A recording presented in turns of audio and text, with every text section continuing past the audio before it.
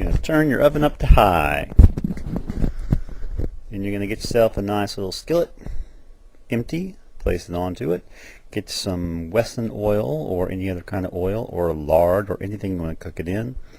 Pour that into the pan, which is already hot, remember, but not too hot. Then you're going to find yourself some nice pork chops. These are thick ones. Sometimes I cook them thick, sometimes I cook them thin. It doesn't really matter except for the cooking time. And you got to have them clean. Run them under the water. This is just demonstration. Get them a little bit cleaner than that. Once they're clean, pat them dry. But you don't want them completely dry. You want to have a little bit of moisture left on it. Why do you want a little bit of moisture left on it, you ask? I will tell you. Because you're going to be coating these with flour or cookie crumbs or cracker crumbs. It doesn't matter. Whatever you want to coat it with, whatever you want to bread it with. Pour a little salt on one side. Pour a little pepper on one side, I guess I should say. Then a little salt. Then whatever other seasoning you prefer, ginger, Marianne, I don't know, whatever. Place the side that's got the peppers and the salt on it into the flour or whatever you're going to be coating it with, and it'll get coated. Then you do the same to the other side. Salt, pepper, ginger, Marianne, whatever. And you're just going to coat that with a nice thick layer of flour, cookie crumbs, whatever, I don't care. Bananas, some people use bananas, I assume. At any rate, once you've got it nice and coated, you're going to pick it up. I like to use tongs. Occasionally I'll use a fork. Sometimes I'll just use my fingers, whatever's handy. Going to carry it over to the pot, to the pan of the oil. The oil should be very, very hot by now. Be very careful with this. You want it extremely hot because you want it that as soon as you place it in, you want whatever you've coated that pork chop with to just stick to it.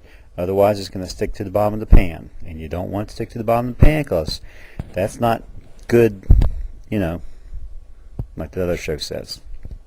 Not that this is a show, of course. It's a movie. And a darn fine one. Don't you think? Okay, now you're going to let it cook. And let it fry there. Keep up that heat. Keep it high. Maybe cut it down to 9 or 8 if you want to, but you don't necessarily have to. Just make sure it doesn't burn too much. Turn on the oven fan if things start getting a little smoky. This is obviously a sort of time-lapse sort of a thing. And we're going to show what the pork chop looks like as it cooks. It's going to take a while depending on how thick they are. If it's thin, yeah, you can probably get this done in a couple of minutes. If they're thick pork chops like these, maybe 10 minutes. Who knows? I don't know. It depends.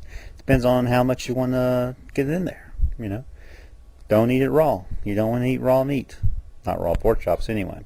Okay, you're going to get your thermometer, and you want this to read at least 160. Because the very center of that should be at least 160 degrees Fahrenheit. That way you'll know it's completely done, and your chances of trichinosis are minimized. And there's our 163. Hey, perfect. Now we're gonna. This is a finely cooked pork chop. Okay, you're gonna turn off the heat. You're going to take the pan off the burner before you pick the pork chop out. Why are you going to do this? Because if you take it out of the pan that it's cooking in, there's a good possibility you will drop it, and the oil will spill over the side onto the burner and cause a grease fire. And there it is. There's your cooked pork chop, your fried pork chop, full of nice cholesterol and fat and all those other good things that make good eating. Easy, quick, simple. Can be done by just about anyone, whether you have any cooking talent or not. And you see, it's completely cooked. No pink at all.